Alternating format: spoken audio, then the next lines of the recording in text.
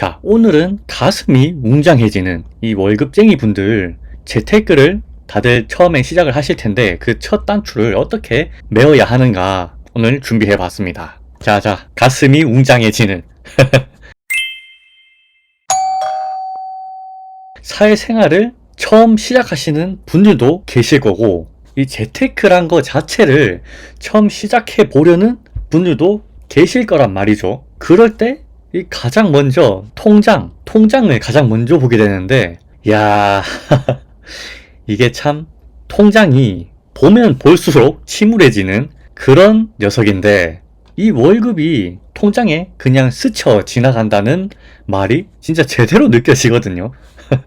아니, 나는 분명 아침에 힘들게 눈을 떠가지고 힘들게 준비해서 출근을 하는데 무려 30일 동안, 한 달 동안 이렇게 힘든 출근을 하는 나에게 월급이 잠깐 통장으로 들어왔다가 바로 빠져나가 버리는 거거든요. 그러다 보면 이 회사 다닌다는 게 무슨 의미가 있나, 돈을 번다는 게 무슨 의미가 있나 라는 생각을 누구나 하실 수 있습니다. 월세 나가는 분들도 계실 거고, 이 자동차 가지고 계신 분들은 1년에 보험비나 자동차 부품 교체할 때마다 마음이 덜컥덜컥 내려앉거든요. 이런 상황에서 돈은 어떻게 모아서 집을 사고 결혼하고 애들은 어떻게 키울 거냐, 이런 생각을 하시는 분들이 많이 계실 겁니다. 거기에 요새 SNS나 유튜브에 보면 허구한 날 나오는 게 뭡니까? 이 성공한 사람들의 성공담이라든지 20대에 1억을 이미 모았다, 혹은 30대 초에 이미 수백억대 매출을 내고 있는 회사의 대표다, 이런 분들이 이 유튜브라는 곳에서 심심찮게 보이거든요. 그러면 내가 꿈꾸었던 인생은 어디로 갔는가? 지금은 왜 이런 쳇바퀴 같은 삶을 살고 있는가? 라는 생각이 많이 드실 거라고 생각합니다. 저의 구독자분들은 제 이야기를 이미 아시는 분들도 계실 거거든요. 하지만 모르시는 분들을 위해서 이 해방의 1억 경험담은 어땠는가 간략하게 말씀을 드리자면, 저도 사회초년생이 되었을 때 이 제주도라는 곳에 회사 발령을 받게 됩니다. 제주도에는 이 교통이 막 좋진 않다 보니까 차량이 필요했었거든요. 경차를 타고 다니기에는 상황이 조금 안 맞았었고, 어쩔 수 없이 아반떼 중에서 이 중고 아반떼를 하나 구입하게 됩니다. 사실 공기업이다 보니까 주변에 좋은 차를 타고 다니는 동료들도 있었지만, 저는 그럼에도 불구하고 이 중고 아반떼로 이 회사 생활 내내 버텨냈습니다. 그러면서 이 생활비를 좀 줄여보려고 배달 음식을 맨날 시켜 먹다가 혼자 살게 되면 배달 음식을 엄청 많이 시켜 먹게 되거든요. 그럼에도 불구하고 이 돈을 아껴야 되겠다는 생각을 하고 직접 요리를 해 먹거나, 요리하기가 귀찮을 때는 3분 카레 이런 걸로 끼니를 때우면서 이 하루하루 버텨나갔습니다. 그러면서 현타가 올 수밖에 없어요. 이러면 내가 뭐 때문에 이렇게 고생을 하면서 돈을 모으는가, 굳이 이렇게 돈을 모아서 힘들게 살아갈 필요가 있는가? 라는 위기가 몇 번 찾아옵니다. 그럴 때 한 번씩 봤던 게 이 유튜브, 저처럼 같이 힘들게 돈을 모으고 있는 사람들의 영상을 보게 되면 거기에서 힘을 얻기도 하거든요. 그래서 유튜브에 나와 있는 5천만원 달성기, 1억원 달성기를 보면서 의지를 다지기도 했습니다. 그런데 한 번씩 도저히 못 참겠다, 이거 회사 스트레스로 분노가 터져버리는 날에는 마라탕이나 빙수, 제가 스트레스 받았을 때 제일 많이 시켜 먹었던 배달 음식인데, 이런 것들을 시켜 먹으면서 조금 마음을 다잡기도 했었습니다. 그리고 나서 다시 1억을 모으기 위한 인내의 길을 다시 들어갔죠. 근데 이런 생활을 하면서 가장 많이 바뀌는 게 이제 태도더라고요. 태도. 그리고 돈을 대하는 이 마인드, 이 두 가지가 1억을 모을 때 가장 제가 많이 변했던 그런 모습이었습니다. 그래서 오늘은 이 두 가지를 주제로 여러분에게 말씀을 드릴 건데, 이 돈 관리 방법에 앞서서 먼저 이 얘기를 해드리려고 합니다. 모건 하우절이 쓴 이 돈의 심리학, 이 돈의 심리학이 보면 이 얘기가 나오는데요. 평생 자벽부로 이 백만장자가 된 로널드 리드라는 사람이 있습니다. 자벽부면 저와 같은 그런 월급쟁이 그런 사람이거든요. 이분의 인생은 어땠냐? 어린 시절에는 매일같이 학교까지 이 히치하이킹, 저기 저 학교에 가야 되는데 지나가는 차가 있으면 손을 흔들면서 저 학교 좀 데려다 주세요. 학교 좀 데려다 주세요. 제발 오늘 학교 가야 됩니다. 이러면서 힘들게 학교를 다녔던 가난한 집안이었습니다. 그리고 성인이 되고 나서 주유소에서 25년, 백화점 청소로 17년을 일하면서 38세에 구매한 방 2개짜리 집으로 평생을 버텼다고 합니다. 그리고 92세 세상을 떠났고요. 근데 이분이 92세 세상을 떠났을 당시에 이 상상도 못한 일이 보도되었거든요. 그게 뭐냐? 그의 순 자산은 이 800만 달러, 하나로 약 100억 원이거든요. 100억 원. 아니 분명히 저랑 비슷한 자별부 생활을 하고 계셨는데 어떻게 하나로 100억을 모으고 돌아가셨는지 의문이 드는데요. 이 800만 달러 중에 의붓 아들에게 200만 달러를 주고 지역 병원과 이 도서관에 600만 달러를 기부하면서 좋은 일에 돈을 쓰시고 돌아가셨습니다. 아니 근데 저희가 가장 궁금한 건 평범한 삶을 살았는데 어떻게 이 순자산 800만 달러 하나 같이 약 100억 원을 손에 지니고 있었냐 이거거든요. 이 로널드 리드가 백만장자가 된 방식은 꽤나 단순했습니다. 이 얼마 되지 않는 돈을 아껴서 일단 저축을 하고 저축을 해야 되겠죠. 그리고 우량 주식에 투자를 해서 끝까지 계속 끊임없는 인내를 했다고 합니다. 여기서 가장 중요한 건 이 기다림이거든요. 기다림. 요게 왜 이렇게 중요하냐. 투자자 워런 버핏도 인내를 되게 중요한 투자의 미덕이라고 하셨거든요.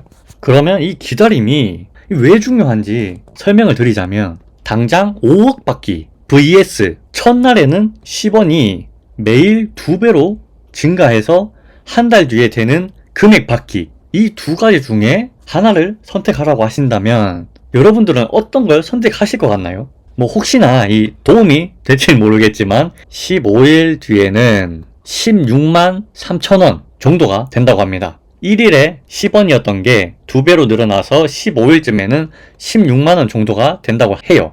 이게 뭐 힌트가 됐을지 모르겠지만 자 여러분 고르셨나요? 이 당장 5억 받기와 10원이 매일 2배로 불어난 30일 뒤에 금액 받기 과연 결과는 그 결과를 여러분들이 알기 쉽도록 이 복리 그래프로 말씀드리려고 하는데 이 30일 후 10원의 기하급수적 성장이 일어나서 얼마가 되느냐 53억 53억이면 53억 와 분명히 15일에 16만원이었거든요 근데 갑자기 15일이 더 지나니까 53억이 돼버렸어요 야 이게 저도 처음에 이 얘기를 듣고 되게 깜짝 놀랐었는데 아무리 그래도 많아도 한 10억 정도 될 줄 알았는데 이 53억은 정말 상상도 못한 수치였거든요 그래서 이 그래프를 보자면 이 처음에 1일부터 뭐 한 17일까지 뭐 이때까지도만 해도 거의 움직임이 없습니다 바닥을 기고 있거든요 지금 바닥을 기고 있다가 뭐 21일 날 이때부터 꿈틀꿈틀 올라오더니 꿈틀 와우 꿈틀 여기 보이시나요? 20일이 되어서야 겨우 상승하는 게 보이는 수준이었는데 갑자기 마지막 5일째 뭐 25일부터 5일째 되는 날 폭발적으로 상승해버렸거든요 그러면 여기에서 31일 후 32일 후 그때가 되는 날엔 계속 더 많이 올라가겠죠 31일만 돼도 100억이 되거든요 100억 야 그러면 여러분들 여기서 드는 생각이 무엇입니까? 아쉽다 여기서 시간만 조금만 더 늘려주면 좋겠는데 나 한 35일까지만 늘려주면 진짜 너무 좋을 것 같다 라고 생각이 드시죠? 그래서 이 복리를 제대로 느낄 수 있는 스노우볼을 설명을 드리자면 이 스노우볼이라는 것도 이 꼭대기에서 내려오는데 길이 길면 길수록 눈덩이의 사이즈가 엄청나게 커지는 겁니다 이 짧은 길에서는 여기에서 요만큼 떨어졌어요 그러면은 뭐 크기가 한 이 정도밖에 안 되겠죠 근데 이 작은 스노우볼이 요 끝에 이 산 끝자락에서 내려왔다고 생각을 해볼게요 여기에서 둘러 와가지고 이렇게 엄청 커지게 되는 겁니다 이것처럼 스노우볼의 이 길이가 중요한 것만큼 복리에서도 시간이 되게 중요한데요 세계적인 이 대부호 이 워런 버핏이 1년마다 늘어나는 자산을 생각해 보자고요 워런 버핏의 지금 현재 자산은 약 222조 원입니다 222조 원인데 이 워런 버핏이 60년 동안 투자를 하셨어요 60년 동안 투자를 하면서 그 평균 수익률이라는 게 약 20% 정도 됩니다 20% 1년에 평균적으로 20%의 수익률을 낸다. 이런 엄청난 투자 기록을 내셨던 분이신데, 그렇다면 이분의 지금으로부터 1년이 지날수록 매년 자산 증가량은 얼마가 되는가? 44조 원입니다. 44조 원. 와우. 이분이 1년 더 살수록 자산이 44조 원이 평균적으로 늘어난다는 얘기잖아요. 거기에다가 계속 20% 복리로 적용이 되는 겁니다. 근데 이 수명이라는 게 마음대로 늘릴 수 있는 게 아니잖아요.